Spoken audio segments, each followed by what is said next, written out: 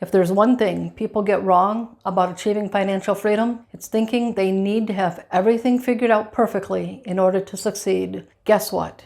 You don't. Most people fail financially because they overcomplicate it. But the truth is, financial freedom boils down to just 3 simple steps. Steps anyone can take no matter where you're starting from. I'm going to share those steps with you today, and it all begins with this: creating freedom. Do you feel like a mountain of debt is hanging over your head? Maybe you have very little or no savings, or you're looking ahead to retirement and worried that you'll have to keep working for the rest of your life. These financial worries all stem from fear, and fear is the opposite of freedom.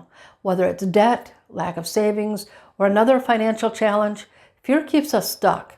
And that's why the first step toward achieving financial freedom is creating space to breathe. It's about taking control of your finances and replacing fear with freedom. Hey everyone, I'm Rose Colburn, and I'm here to help you take control of your personal finances so you can create a life that you truly love. If you're ready to achieve financial freedom in a way that aligns with your personal values and vision that you have for your future, then you're in the right place. My personal fear came from a scarcity mindset.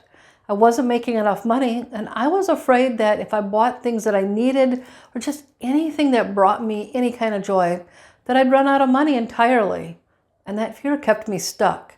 To eliminate that fear and to create financial freedom, I had to take a hard look at my situation and find ways to increase my income. Start by identifying what's causing you stress, fear, or the feeling that you're not in control of your finances.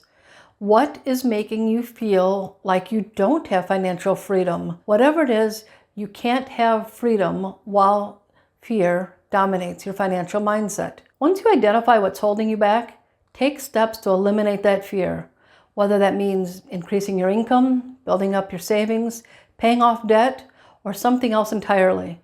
The goal is to replace fear with a sense of control and possibility. Here's what you need to do. Ask yourself, what is my biggest financial fear? Why are you here today watching this video about achieving financial freedom? What problem are you hoping to solve?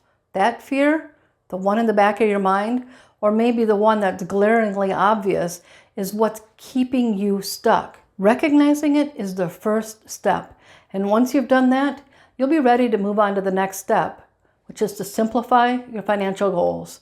When you understand what's creating tension in your life and holding you back from financial freedom, you can start eliminating those obstacles. And the key to doing this is by creating simple financial goals that align with the life you want to live. And I have 2 methods to help you do this. The first is to set your holistic financial freedom number. Now, this is different from the FIRE method, which focuses on achieving financial independence to retire early. For me, financial freedom isn't just about hitting a number to retire, it's about enjoying life right now. So your holistic financial freedom number is the amount of money you need to eliminate fear, feel financially secure, and enjoy your life in the present while building for the future. It's a number that provides balance, a clear goal to work toward without putting your life on pause. And the second method is more fluid. It's about defining the lifestyle you want to live and working backwards to create financial freedom around that vision. Ask yourself, what does my ideal life look like? What kind of home do I want to live in? How much time do I want to spend with my loved ones? What experiences do I want to prioritize, like travel or personal development? Once you have that vision, you can start identifying the financial steps needed to support it. For me personally, the holistic financial freedom number works better because I like having concrete goals. It keeps me grounded and focused. And if my life vision changes, I simply adjust the number. However, I know that some people prefer the flexibility of working with a lifestyle-based approach, especially if they don't want to be tied down to specific numbers. The key is to pick the method that resonates with you and start creating space in your finances to support your vision of financial freedom. This step is all about simplicity. breaking things down into manageable steps so you can start making progress immediately. So here's 3 ideas to create space in your finances so that you have room to meet your financial vision. And the first is to simply cut out some small, unnecessary expenses. Take a look at your reoccurring expenses, your subscriptions that just don't add value to your life. At one point, I had like 4 streaming services, but I rarely ever use them because I'd much rather read a book than watch something on TV. So canceling unused subscriptions will free up money for things that actually matter to you. And the second idea is to revisit your spending habits. Look at where your money is going and ask yourself, does this align with my vision of financial freedom? And if not, then redirect those funds toward your actual goals. And the third idea is to start a small savings challenge. Commit to saving an extra 10, 20, 50 bucks every payday. Set it aside in a high-yield savings account or just mark it for a specific goal, like building your emergency fund or starting a hobby that you've always wanted to try. So before you go to bed tonight, make a list of all the things that you can do to free up your finances and align them with your vision of financial freedom. It might be one of the 3 ideas I mentioned, or it could be something else. Maybe you want to automate your savings, eliminate impulse shopping, something else entirely.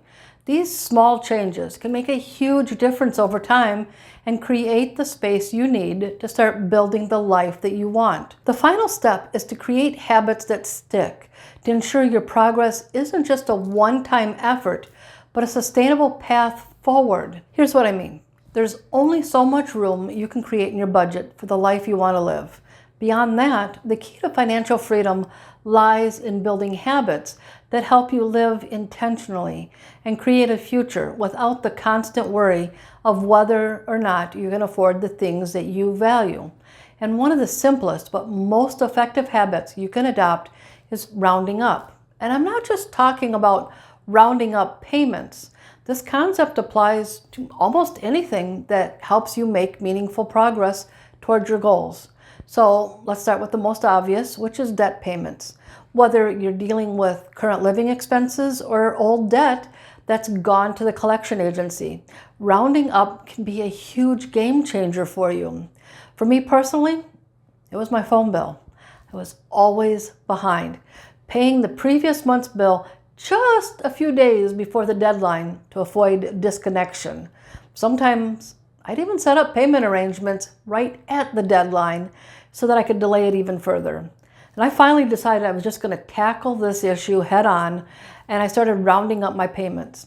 Every time I made a payment, I added an extra $25 to $50, whatever I could afford. It took about 5 or 6 months, but eventually I was caught up in current. Whether it's your current bills causing you stress or you're tackling other types of debt, round up every payment to the nearest 10, 50, 100 bucks, whatever fits into your budget. Small, incremental payments reduce interest faster and can shave months or even years off your repayment timeline.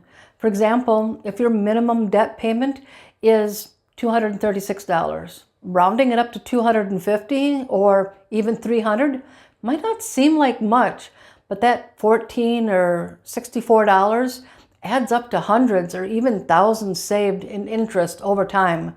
This habit isn't just for debt payments. Here's a few other areas where rounding up can help. Your savings account. If you've committed to saving 50 bucks a month, round it up to 75 or 100. Over time, those small increases create a substantial financial cushion. An extra $25 per month adds up to $300 in savings over a year. It's money you're probably not even going to miss. Retirement contributions are another area that you can round up.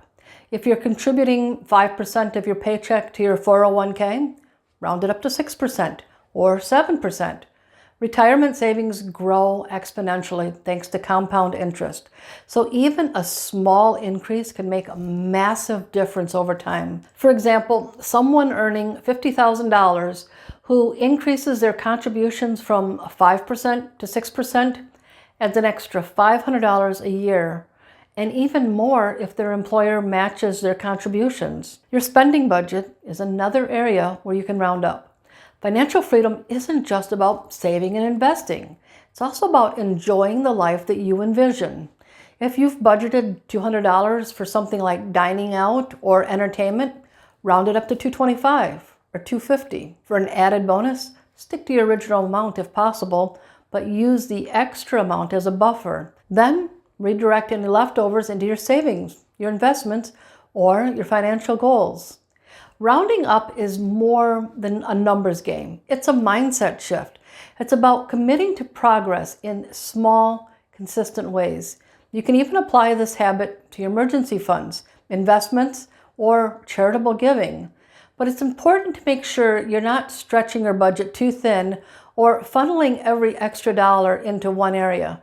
Financial freedom is about balance, eliminating fear while enjoying life. The goal isn't to deprive yourself, but to create habits that align with your vision of freedom. So here's your challenge. Pick one area of your financial life, debt payments, savings, or retirement contributions, and commit to rounding up. Start small if you need to, but make it consistent. Over time, you'll notice a difference in your finances and feel the momentum building.